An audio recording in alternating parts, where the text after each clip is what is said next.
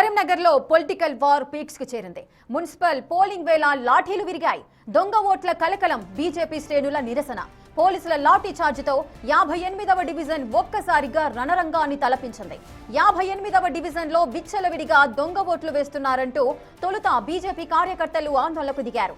Polling కేంద్రం వద్ద బైఠాయించి అధికారులకు వ్యతిరేకంగా నినాదాలు చేశారు.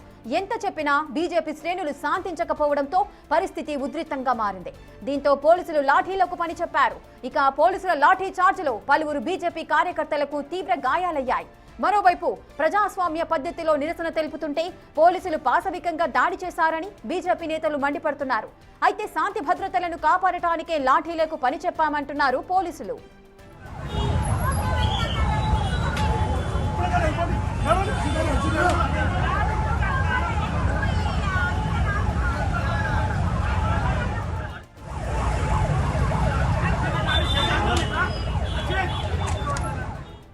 ఇక మున్సిపల్స్ రణరంగంగా మారుతున్నాయి. అటు కరీంనగర్ 58వ డివిజన్ లో బీజేపీ కార్యకర్తలపై లాఠీ చార్జ్ చేశారు పోలీసులు. దీనికి సంబంధించిన పూర్తి అప్డేట్స్ మా ప్రతినిధి శ్రీనివాస్ అందిస్తారు. శ్రీనివాస్, ప్రజెంట్ అక్కడ సిచ్యువేషన్ ఏ విధంగా ఉంది?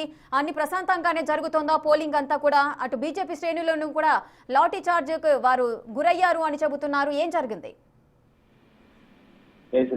కరీంనగర్ జిల్లా వ్యాప్తంగా ఇటు పోలీసులు వర్సెస్ రాజకీయ నాయకుల మధ్య ఇటు వారైతే కొనసాగుతున్నటువంటి పరిస్థితి కనబడుతుంది.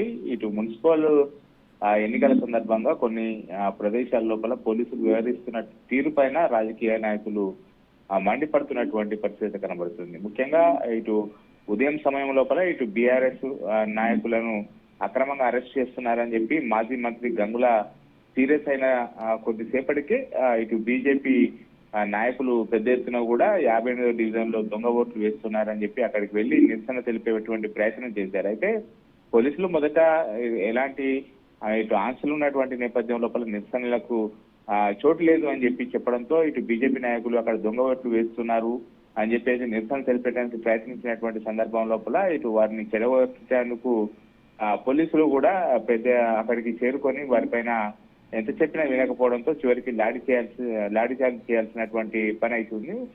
మొత్తానికైతే వాళ్ళని చెదరగొట్టడానికే మేము లాఠీ చార్జ్ చేశామని చెప్పి అయితే పోలీసులు చెప్తున్నా కానీ ఈ సంఘటన లోపల పలువురు బీజేపీ కార్యకర్తలకైతే పోలీసుల లాఠీ చార్జ్ వల్ల లాఠీ దెబ్బలు తమ పైన పడడంతో అయితే తీవ్ర గాయాలైనటువంటి పరిస్థితి. ఒక నలుగురు బీజేపీ కార్యకర్తలు ఇటు ఆసుపత్రి లోపల చికిత్స పొందుతున్నటువంటి పరిస్థితి కనబడుతుంది. రేఖ.